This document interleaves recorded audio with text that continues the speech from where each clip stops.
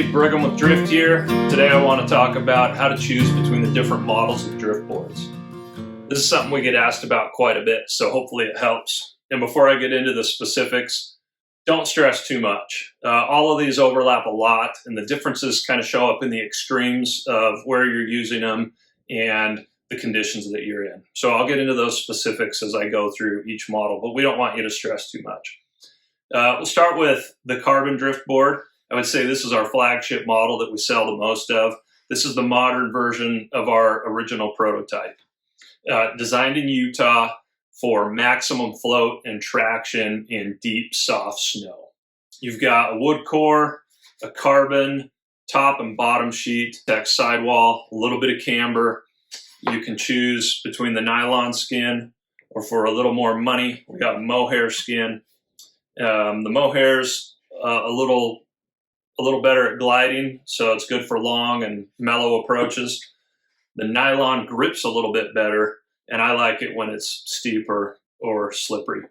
You can get either of these skins on any of the models, and they last forever, but you can get a replacement set if you ever need to.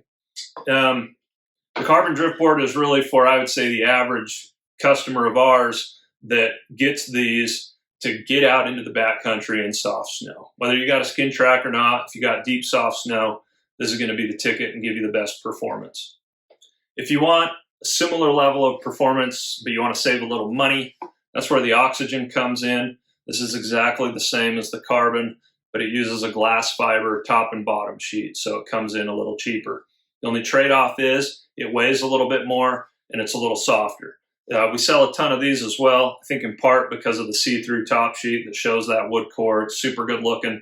And if you've never used the carbon, you won't notice the difference in performance at all. Our third option is really kind of a niche option, and that's the Cascade model. This is exactly the same as the carbon model, but it's got a narrower width. And the gist of it here is that you're trading a little bit of float that you get with the carbon model for better edge hold. And because of that narrower width, you can stand on that edge a little more easily and get better grip in firm snow. So we developed these when I was living in Oregon for the last few years. I ended up doing most of my touring in firm snow. And if there was fresh snow, it usually wasn't that deep, or there was always a skin track. And these they did the trick for me. And when I needed that edge hold, they provided it. There's really kind of three situations, I think, where someone would want to get this over the other ones. One is if you're a lightweight rider, say under like 150 pounds, these would probably give you all the float that you need in most situations.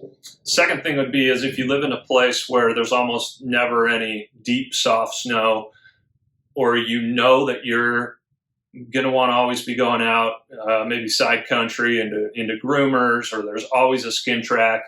If you're not going to need to worry about break and trail in deep, soft snow for whatever reason, these would do the trick.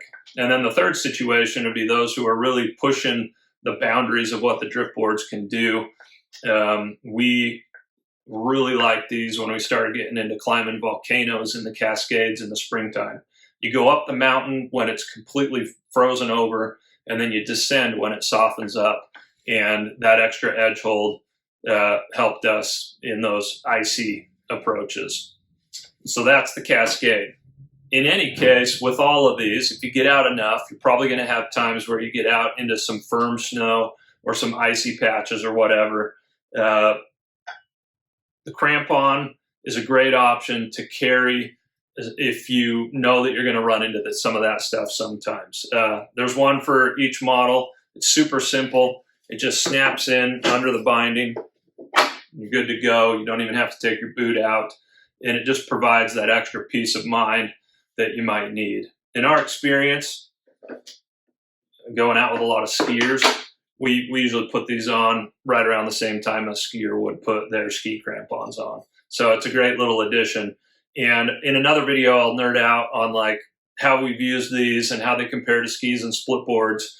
But in short, with the crampon, we feel like we can take any of these anywhere. We can do anything with them that anybody else is doing, in a nutshell.